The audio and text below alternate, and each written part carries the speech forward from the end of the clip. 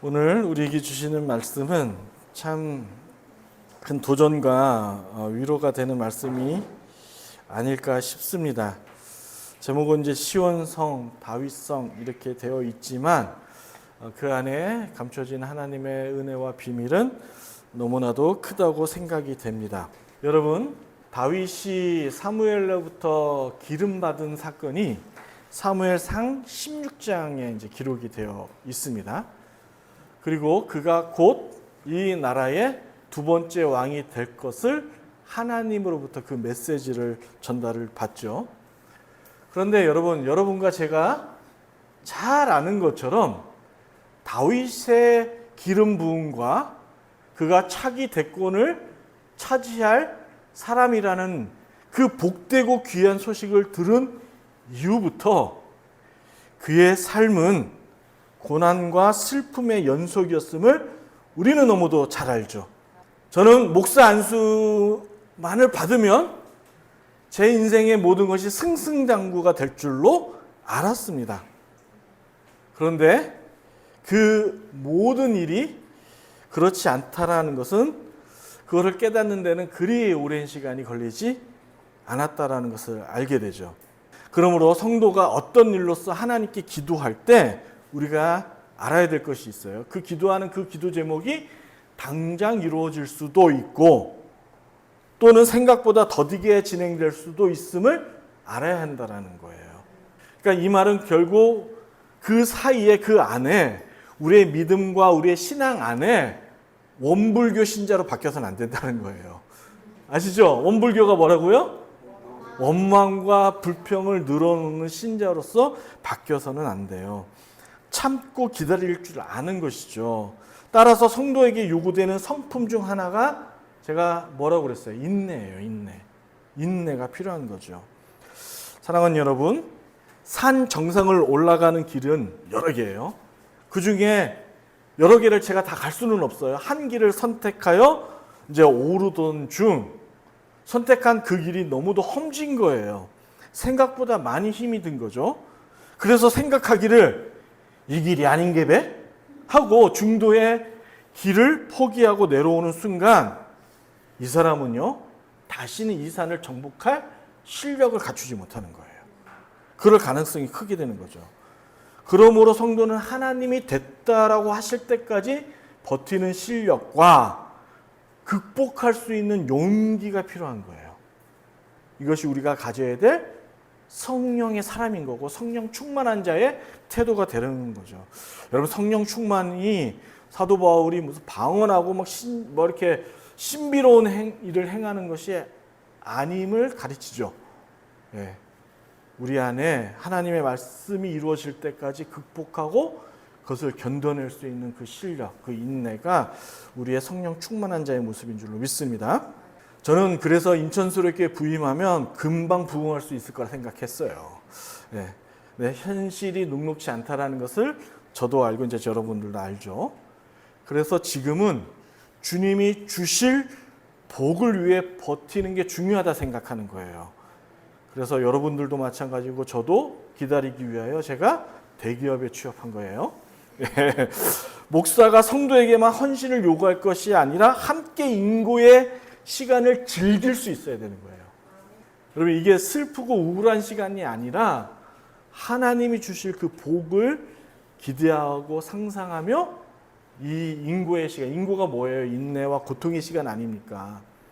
그러니까 즐거운 시간이 아니라는 거예요. 어떻게 인간적으로 볼 때는. 그럼에도 불구하고 역설적으로 뭐라고 얘기해요? 즐길 수 있는 실력이 요구되는 거죠. 사랑하는 여러분, 인천수력교회는 이학수 목사의 교회죠. 아멘을 안 하십니까?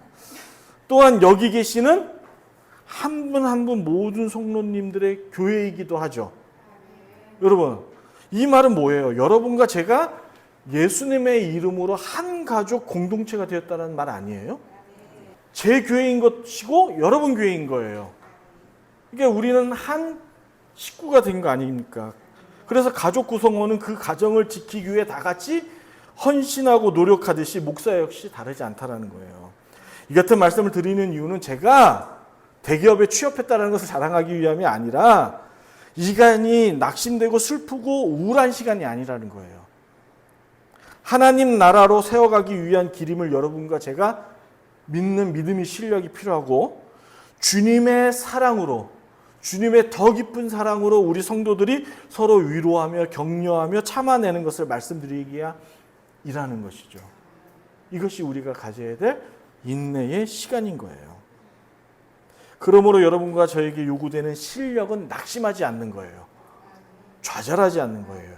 주님을 의지함으로써 주님이 약속한 그 복을 이루어질 때까지 함께 기다릴 줄 아는 신앙의 자세가 요구되는 거 아니겠습니까?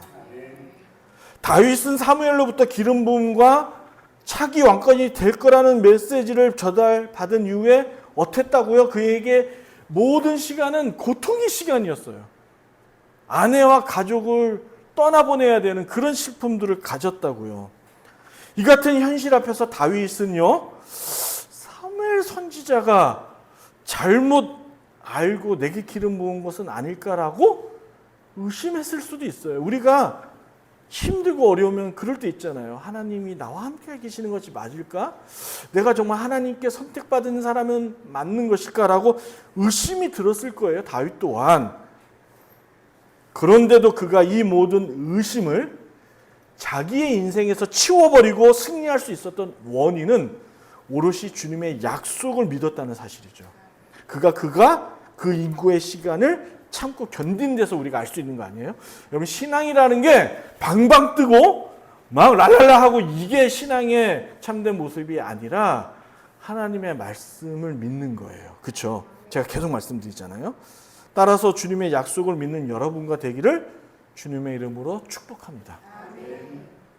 여러분, 5장의 말씀은 결국에 다윗이 통일 왕국의 왕으로서 자림하는 그 진짜 다윗의 인생 가운데 하이라이트, 최고 빛나는 장면이 기록된 것이 5장이에요. 그러니까 여러분, 다윗이 사무엘상 16장 사무엘로부터 기름 붓고 차기 대권의 주자가 될 것이라는 메시지를 들은 후 오랜 시간 끝에 견디고 버틴 후에 그가 통일왕국의 왕이 된 것이죠.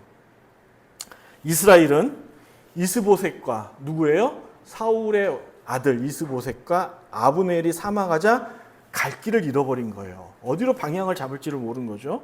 그래서 이스라엘의 장로들은 지금껏 그래도 봐온, 그리고 다윗이 사무엘로부터 기름 부음 받았다는 소문은 다 널리 퍼졌을 거 아니에요. 여론은. 그래서 다윗이 그래도 우리의 왕이 되는 것이 좋겠다. 그의 성품과 또 그의 군사력, 지도력을 보니까 그나마 다윗만한 인물이 없구나라고 여러분 5장 초반부에 보면 이스라엘 장로들이 협의를 나눕니다. 그래서 헤브론이 어디냐면 유다 지파의 수도가 헤브론이죠. 다윗이 있는 그 헤브론으로 찾아갑니다. 그리고 이들과 언약을 맺는 장면이 5장 서두에 나와 있는 거예요. 사랑하는 여러분, 지금 다윗 왕과 이스라엘의 장로들의 상황을 비교할 때 누가 우세한 위치에 있죠? 누가 더 나은 자리에 있는 거예요? 다윗이죠. 여러분, 이들의 관계가 동등한 관계라고 보이세요? 아니죠. 다윗은 왕이고 이스라엘의 장로들은 그냥 장로인 거예요. 다윗이 유리한 자리에 있는 것이죠. 여기서 다윗의 인품과 다윗이 얼마나 하나님을 닮아가려고 애쓰는 자인지를 우리가 볼 수 있는 거예요. 다시 말해, 통일 왕국에 있어서의 그 큰 에너지를 발휘할 수 있었던 그 힘의 원동력은 다윗의 인품에 있었어요. 성품에 있었다고요. 그게 바로 여기에 있는 거예요. 제가 무슨 말씀이냐면, 그는 자신에게 등진 지파들을 얼마든지 힘을 동원해서 제압할 수 있었죠. 내 말 안 들어? 너희 이제부터 내 말 안 들면 계엄령 선포한다. 이렇게 할 수 있는 거예요. 그러니까 얼마든지 이들을 힘으로 군대를 동원하여 억압할 수 있는 위치임에도 불구하고 그들을 동등한 위치에서 협상하는 모습을 5장 초반에서 보는 거예요.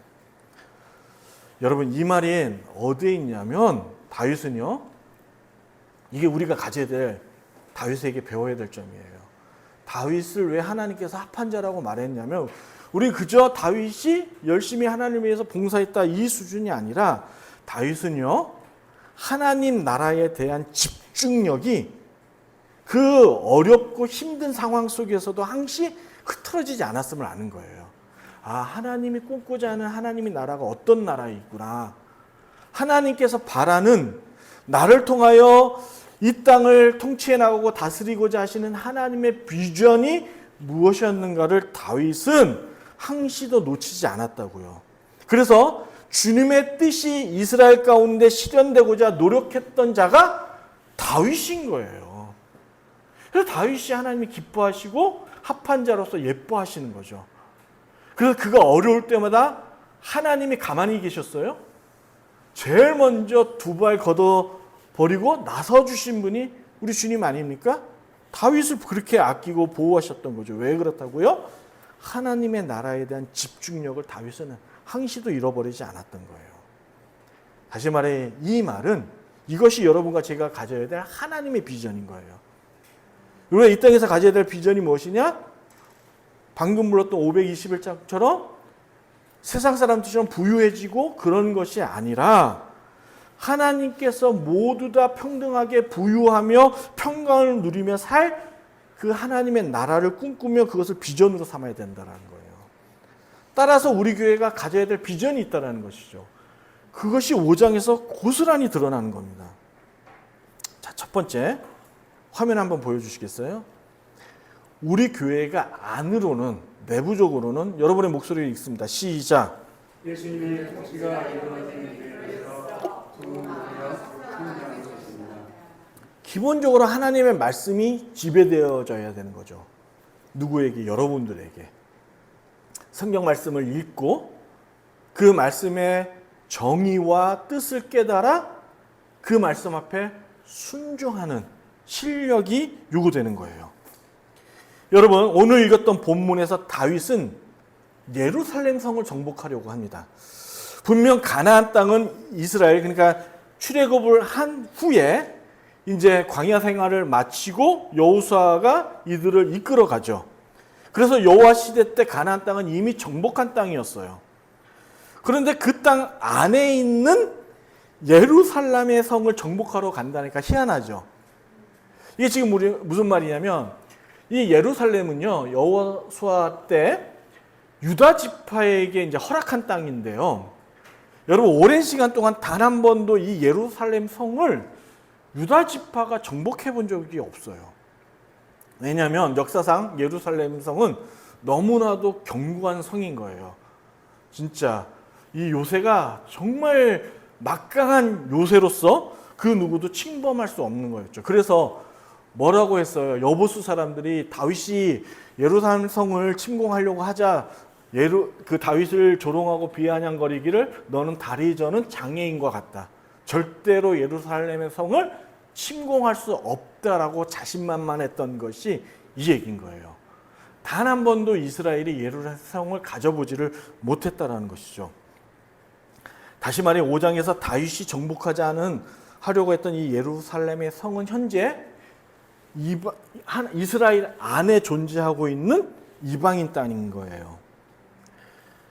사랑하는 여러분, 이 세상을 보면 얼마나 견고하고 전혀 무너지지 않을 것 같아 보입니까? 지금 오히려 도리어 보면 교회가 세상에 점령 단계에 보이는 듯한 인식을 또 주기까지 해요.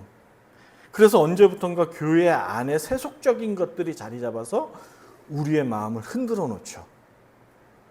목자가 헌금 많은 내는 사람을 더 유심히 바라보고 뭐 그런 것들, 그렇죠. 또 자기 말에 어떤 반대하는 의견들은 대적하고 막 이러한 협약과 의견과 토론이 이렇게 있는 것이 아니라 독재적이고 이러한 모습들이 얼마나 교회 가운데 세속적으로 있습니까? 그러므로 그리고 여러분과 제 안에 하나님을 거부하고 넓은 길로 가고자 하는 마음과 싸워서 이겨야 된다는 거예요. 예루살렘 성을 정복해야 된다는 거예요. 교회 안에 자기 생각을 고집하고 교회를 내 생각대로 조종하고자 하는 그 심보를 예수님의 이름으로 점령할 때 비로소 교회가 산다라는 것을 알아야 되는 거예요. 5장 서두에 이스라엘 지파 장로들이 다윗에게로 찾아가 이스라엘의 왕이 되어줄 것을 간청합니다. 다시 말해 자신들을 다스리던 왕 이스보셋과 이스라엘의 군대장 아브넬이 둘째 이제 다윗에게 항복한 거예요. 그런데 아주 재미난 장면이 있다라고 말씀드렸어요. 뭐냐면 분명히 다윗 왕이 더 우세하고 막강한 군대의 힘을 가진 사람임에도 불구하고 다윗은 이들을 그렇게 치부하지 않습니다. 여러분 3절을 함께 읽어보겠습니다. 여러분 성경책 3절입니다. 함께 읽습니다. 시작.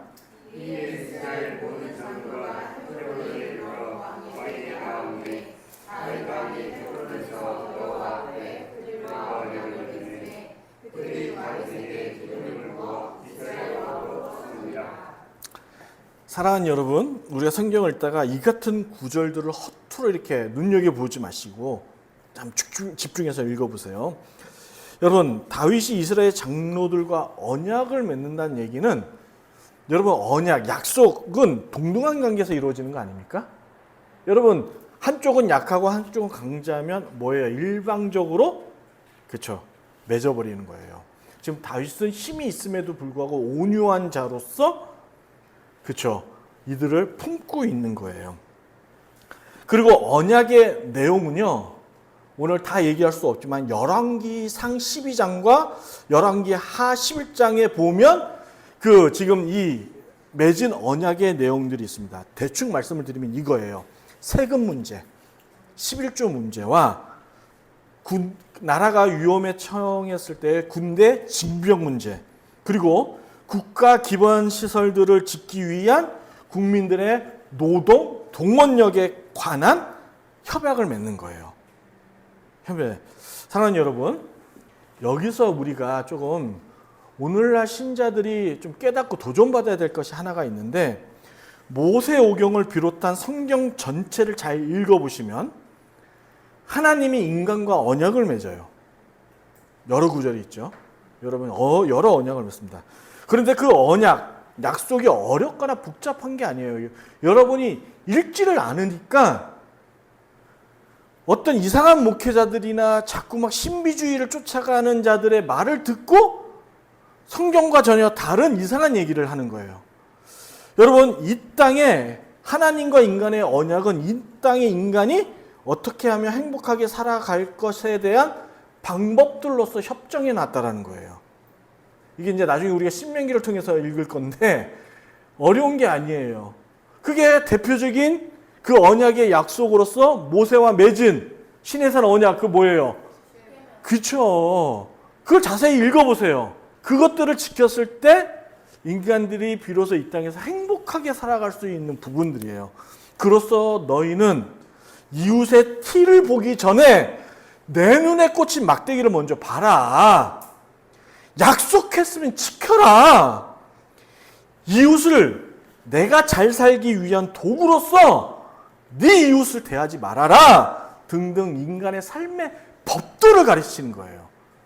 이게 언약인 거예요. 이게 성경에 기록된 말씀인 거죠. 그런데 이상한 목회자들이 이상한 말에 성도들이 공부하지 않으니까 그 말에 그냥 현혹되어서 막 샬랄샬라 하고 막 이런 것이 진짜 막 하나님의, 그래서 뭐 계시 듣는다고 이상한 것 하고 그래서 막 이상한 이단들이 생기는 거 아닙니까? 아, 흥분되네. 아셨죠? 다시 말해 다윗은 군대를 동원하여 얼마든지 힘으로 이들을 누를 수 있죠. 지금 꿀리는 쪽은 이스라엘 장로들이 아닌가요? 그런데도 다윗은 그렇게 하지 않았다고요.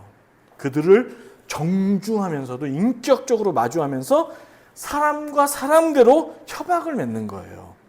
이게 인간 살아가는 삶의 도리인 거죠. 힘 있다고 힘 약한 자 눌러버리고 힘 없는 자는 어떻게든 잘 살아보겠다고 온갖 거짓말과 속임수를 가지고 살려고 하는 태도가 옳지 않다는 것을 얘기하는 거예요. 그런데 여러분, 중요한 사실이 하나 있습니다. 다윗은 이 예루살렘 성을 정복하기 위해 오늘 말씀해 보면 온 이스라엘, 이제 통일 왕국의 왕이 되었잖아요. 그런데 아까 협정 안에는 뭐도 있다고 했어요? 군 소집 명령이 있어요. 왕은 군을 소집할 수 있는 명령이 있습니다. 그런데 이 예루살렘 성 첫 번째 통일 왕국이 된 후에 이 엄청난 전쟁에 있어서 다윗은 군 소집령을 내리지 않습니다. 오롯이 자신의 휘하의 부하들로만 그 막강한 예루살렘의 성을 침공해 정복하죠. 여러분, 사무엘 하에는 기록되어 있지 않지만 우리 읽은 본문의 역대상 11장에는 기록되어 있습니다. 여러분 펼쳐서 봤으면 하는데 그냥 제 시간이 없으니까 읽어드릴게요. 펼쳐 읽어보실래요? 역대상 11장 6절입니다. 11장 똑같이 지금 읽었던 사무엘 하 5장의 내용과 똑같이 있어요. 다윗의 그 여부스 사람을 치는 내용이 있죠. 11장 6절입니다.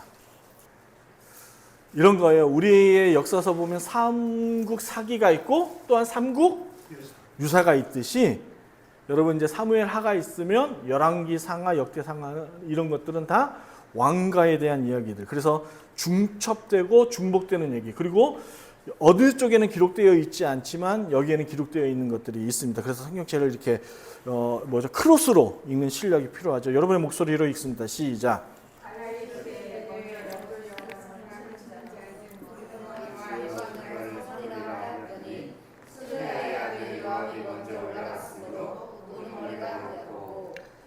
사랑하는 여러분, 수르야의 아들 요압이 누구죠? 아브넬을 죽인 그 사람. 그래서 다윗이 저주한 그 가문 그 사람 앞장에서 봤던 그 가정이에요. 그러니까 자신의 군대만으로 견고한 성, 그렇게 오랜 기간 점령하려 했지만 점령하지 못했던 그 실패했던 예루살렘 성을 다윗의 군대만으로 정복을 한 것이죠. 어째서 다윗은 이스라엘에게 군 소집을 하지 않고 자신의 부하들로만 싸웠을까라는 것에 대한 다양한 해석들이 있습니다. 그런데 제 견해로는 다윗 자신의 지도력을 이스라엘의 지파들, 아직 왕으로는 섬겼지만, 그쵸? 아직 인기도가 떨어지잖아요. 지지율이. 그러니까 그러기 위한 방책으로서 한 것이 아닐까라는 저의 분석이 있습니다. 어쨌든 중요한 건 그게 아니고 이거예요. 여기 계신 여러분이, 여기 계신 소수의 인원들이 우리 인천소래교회 전부죠. 안타깝지만. 그쵸, 이게 전부죠. 또한 소중한 저의 동역자이기도 합니다. 다시 말해, 유일한 인천소래교회의 일꾼은 여러분들밖에 없는 거예요. 우리 스스로가 성장하고 자생하지 못하고 계속해서 외부로부터 도움만을 받고자 하는 마음으로 교회를 유지해 간다면 우리 교회는 평생 자립과 자생이 어려운 교회로 유지해 나가다가 점점 쇠퇴해져가고 사라질 가능성이 높은 거예요. 이거죠.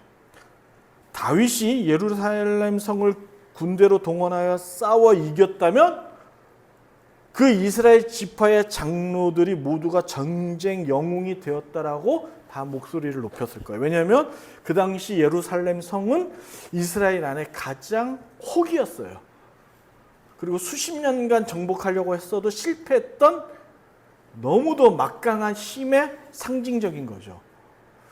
우리 안에 내부에 우리를 쓰러뜨리려고 하는 우리의 부정적인 것들, 생각과 마음과 사탄의 그 역사들을 우리 스스로가 이겨내지 못하고 뭔가 외부로부터 의지하려는 마음이 드는 순간 우리는 우리 교회가 독립해 나갈 가능성이 없게 되는 거예요. 여러분, 제가 이 시기를 극복하여 스스로 일어서서 우리의 삶이 회복되고 성장하는 모습들을 주변에 보여주지 않는다면 외부 사람들은 우리 교회에 대한 큰 기대가 없습니다. 그러니까 우리 안에 있는 여러분과 제가 먼저 삶이 회복되어지고, 할렐루야? 그리고 그 인생이 조금 더 나은 인생으로 발전하는 모습을, 희망을 보여주지 않으면, 그리고 우리 안에 위로와 격려와 그 회복의 역사가 일어나지 않으면 세상은 기대하지 않는다고요. 그거예요. 그래서 오늘 예루살렘 성, 다윗이 통일 왕국의 왕이 되자마자 가장 자기 안에 있던 그 쓴뿌리, 그 걸림돌인 예루살렘 성을 점령하러 간 거예요. 내부부터 견고히 쌓아야 되는 것이죠. 따라서 우리의 비전은 먼저 우리 안으로 예수 그리스도의 이름으로 성장과 부흥이 되지 않으면 우리는 결코 다른 일을 해나갈 수 없는 거예요. 자, 두 번째 여러분 보여주세요. 여러분의 목소리를 읽습니다. 시작.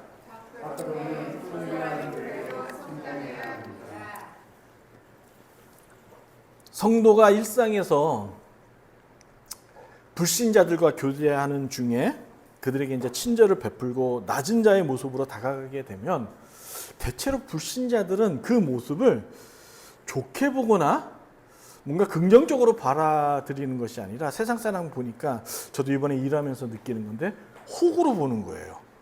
그렇죠? 낮은 자세로 가면 자기를 섬긴다고 생각하지 않고 이 사람이 참 겸손하구나라고 생각하지 않고 이 사람 좀 찌질하구나 비리비리하구나라고 이렇게 보는 것들을 우리가 종종 보게 되죠. 그래서 이 같은 일에 있어서 우리 마음이 상처를 받습니다. 그러면서 이제 자연스럽게 불신자들과의 교제가 단절이 되죠. 이게 돼요. 그러면서 이제 제가 느끼는 바가 있었습니다. 이게 뭐냐면 그래서 복음 전도가 필요하구나. 하나님 나라를 전하지 않으면 이 같은 일들이 그들에게 하나님의 나라, 그리스도의 복음을 전하지 않으면 생명의 말씀을 전하지 않으면 이 같은 일들이 이 땅 가운데 계속해서 반복적으로 일어나서 이웃들에게 상처 주고 결국에 이웃을 죽이는 일들이 좀비 영화의 좀비가 사람을 뜯어먹어야 살아가는 것처럼 이 세상의 모든 사람들은 좀비가 되겠구나라는 생각을 갖게 된 거예요. 그러므로 여러분 좀비가 되지 않기 위한 백신이 필요한 거죠. 그 백신이 뭐예요? 복음인 거예요. 예수님의 복음. 같은 말이에요. 틀리지 않습니다. 말씀, 복음이 증거되어야 하는 것이죠. 그저 우리 교회가 교인 숫자를 늘리고 조금 더 성장해 있어서 교회 건물 세우고자 존재하는 것이 우리의 이유가 아니라는 거예요. 아멘 하십니까?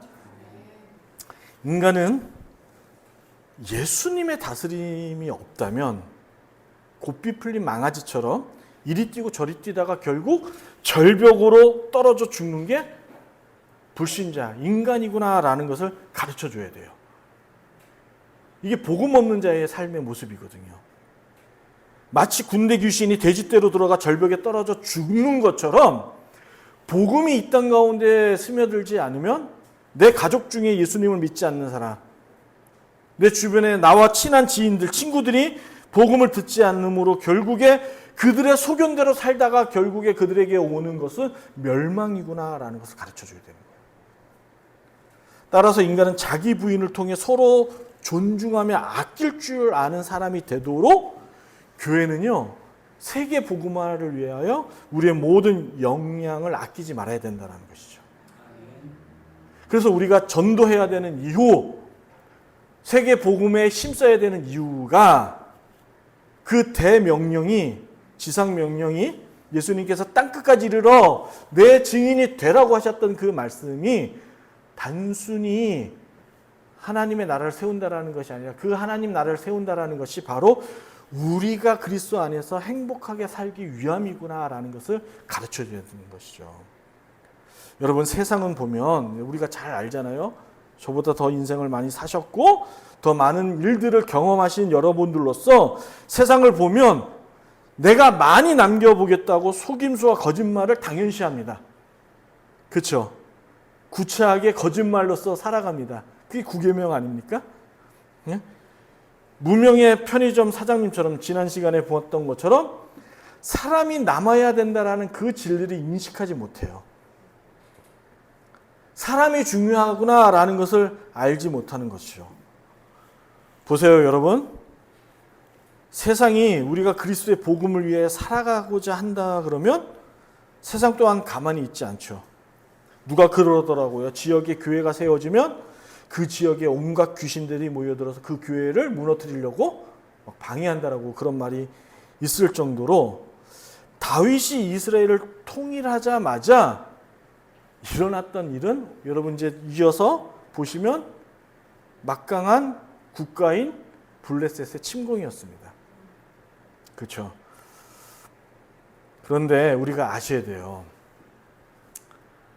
우리가 분명히 그리스도의 복음을 듣고 하나님 나라가 우리 안에 세워졌어요. 좋은 일만 있을 것 같은데 반드시 외부에서 우리를 무너뜨리려고 침공해 오고 역공해 옵니다. 그런데 아셔야 돼요. 여러분 믿으시기 바랍니다. 우리 주님 또한 가만히 계시지 않습니다. 네, 우리 주님 또한 가만히 계시지. 반드시 여러분과 제가 승리할 수 있도록 당신의 모든 역량을 그 전지전능하신 하나님께서 우주의 주인이시며 우주를 창조하신 그분께서 역사하신다고요. 다윗은 그 사실을 믿지 않았습니까? 그러므로 여러분과 제가 먼저 취해야 할 자세가 있어요. 가져야 할 태도가 있다고요. 이방인의 빛이 되어야 돼요. 이방의 빛이 되어야 된다고요. 여러분 화면을 보실까요? 여러분의 목소리로 한번 읽습니다. 시작.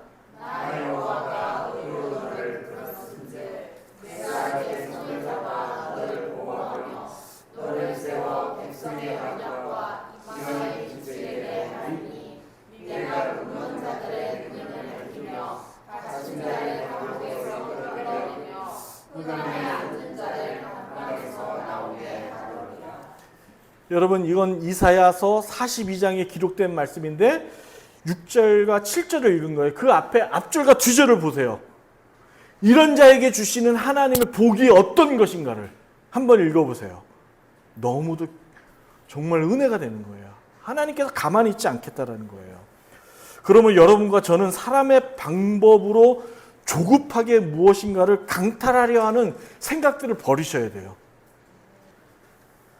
다윗에게 전쟁의 승리는 자신의 힘과 용기에 있다라고 생각하지 않았어요. 여호와의 명령에 따라 순종할 때 비로소 전쟁에 승리한다라는 것을 그는 알았죠. 그래서 보세요. 다시 말씀으로 보시면 19절에 보세요. 다윗이 여호와께 여쭈어 이르되, 앞장에서도 보세요. 그가 큰 전쟁을 만나고 뭔가 위기에 닥칠 때마다 그가 한 행동은 주 앞에 무릎을 꿇어 주여 어찌하면 좋습니까? 라고 묻는 태도였다고요. 그가 할 수 없어서가 아닌 거예요. 그리고 그 명령에 대한 순종의 태도가 다윗에게 있었던 거예요. 그래서 다윗이 이쁜 거예요. 주님은. 그래서 다윗이 너무도 사랑스러운 거예요. 그래서 다윗이 순종할 때마다 하나님은 가만히 있지 아니하시고 다윗의 삶에 늘 개입하셔서 그에게 은혜를 경험토록 하신 것이죠. 이것이 여러분과 제가 다윗에게 배워야 하는 은혜 아니겠습니까? 분명 쉽지 않죠. 쉽지 않다라는 걸 압니다. 왜냐하면 하나님이 보이지 않기 때문에 그래요. 그래서 믿지 못하는 성도가 교회 안에 있는 것이죠. 그러므로 여러분, 이스라엘 안에 이 순종한 태도를 다윗으로부터 배우듯이 먼저 우리 장로님들로부터, 우리 권사님들로부터 우리 자녀들에게 하나님의 명령에 순종하며 사는 모습을 비치드셔야 돼요. 보여주셔야 돼요. 그것이 바로 우리 인생에 너무도 멋있고 근사한 삶이라는 것을 여러분 도전받기를 주의 이름으로 축복합니다. 그래서 우리 이 두 가지 비전 안으로는 주 예수 그리스도의 다스림을 받는, 통치를 받는 교회로 성장해야 되는 겁니다. 밖으로는 어떻게 해요? 선교 또는 전도하는 교회로서 성장해 나가야 돼요. 그래서 여러분 안에 이 같은 하나님의 나라의 비전이 세워지기를 주의 이름으로 축복합니다. 그러면 여러분 염려하지 마세요. 자연스럽게 여러분이 생각하고자 하는 그 일들을 주님께서 일으켜 세워주세요. 원고에는 없지만 이 말 여담으로 좀 드리고 마칠게요. 여러분, 물질이요? 하나님의 나라를 위하여 애쓰고 힘쓰는 자에게 주님께서 더 그 물질을 부어주시지 않겠습니까? 우리 부모도 보면 용돈을 줘서 용돈을 잘 관리하고 그 용돈을 자기의 삶에 있어서 합당하게 쓰는 자에게 용돈을 인상해 주죠. 그런데 여러분 용돈을 막 함부로 쓰고 일주일도 안 돼갖고 다 까먹는 아이들 보면 그거 있는 것마저 안 주고 부모가 너 필요할 때 나한테 얘기해. 이렇게 얘기합니다. 그리고 필요한 게 뭐야 라고 꼬박꼬박 확인받죠. 그러니까 여러분 우리가 어떤 실력을 갖춰야 돼요? 전자예요. 하나님의 나라를 위하여 쓰고 하나님을 나라를 위하여 쓰는 자에게는 자연스럽게 물질도 오는 거예요. 그래서 너무 그거에 염려하지 마세요. 그래서 예수님께서 염려하지 말라는 얘기의 뜻이 이런 것임을 알고 우리 함께 근사하고 멋있는 인생으로 거듭나기를 주님의 이름으로 간절히 축원합니다.